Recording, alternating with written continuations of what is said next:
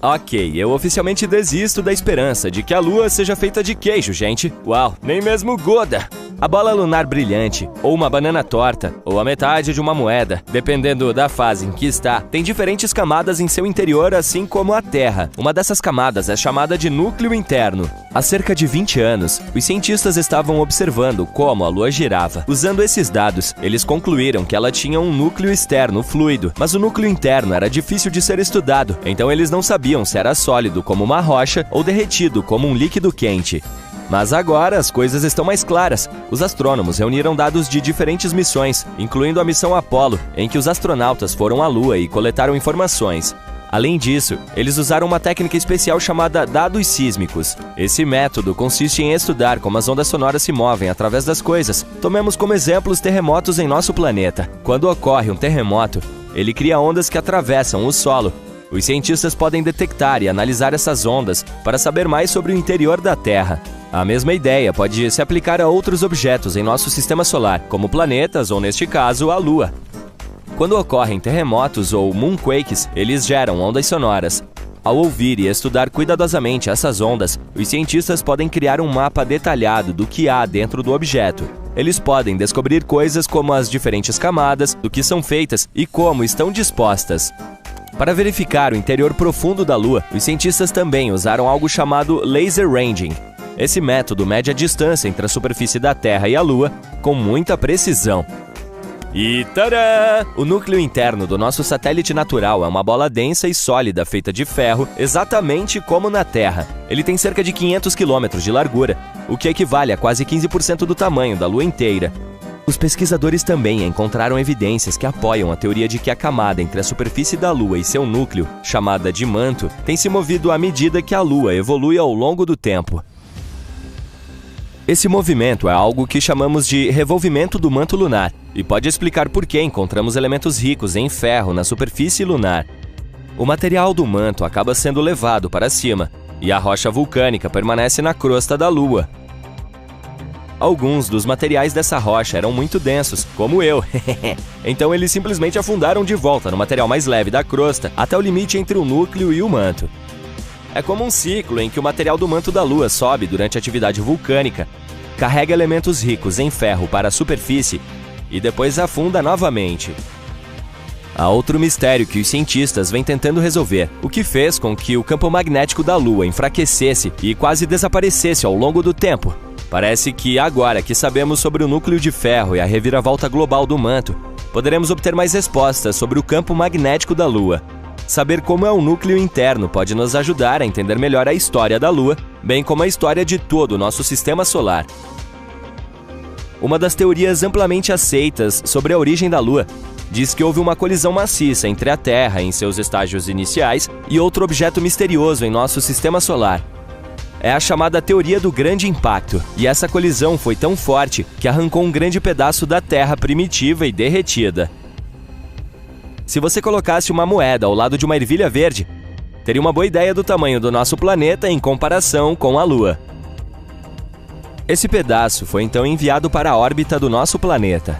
E isso pode ter acontecido cerca de 95 milhões de anos após a formação do nosso sistema solar.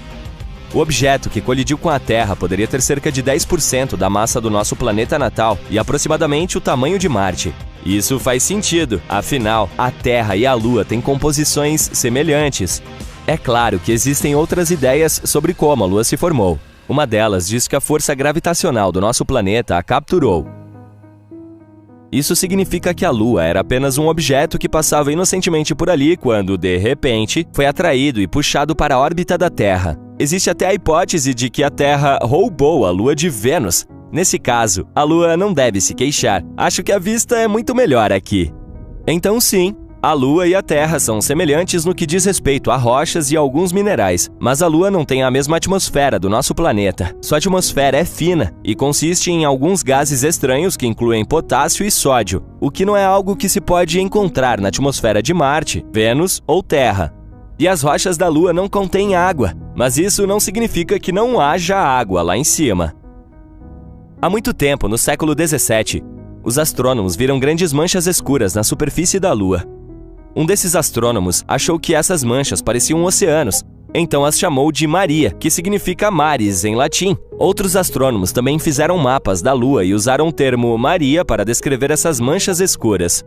Por exemplo, Mare Tranquillitatis, traduzido como Mar da Tranquilidade, onde a Apollo 11 fez seu pouso.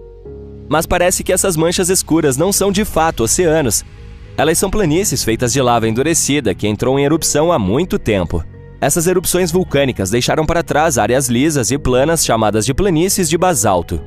No final do século XIX, um observador do céu estudou a Lua e descobriu que ela não tinha uma atmosfera. Sem uma atmosfera, não há nuvens nem ar para evitar que a água evapore.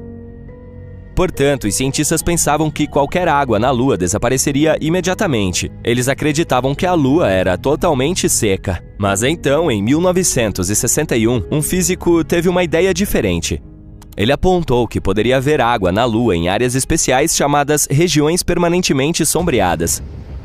Esses são pontos na Lua onde o Sol não brilha, portanto eles permanecem escuros o tempo todo. Assim, o gelo de água poderia existir nessas áreas escuras porque elas são extremamente frias e o gelo não evaporaria.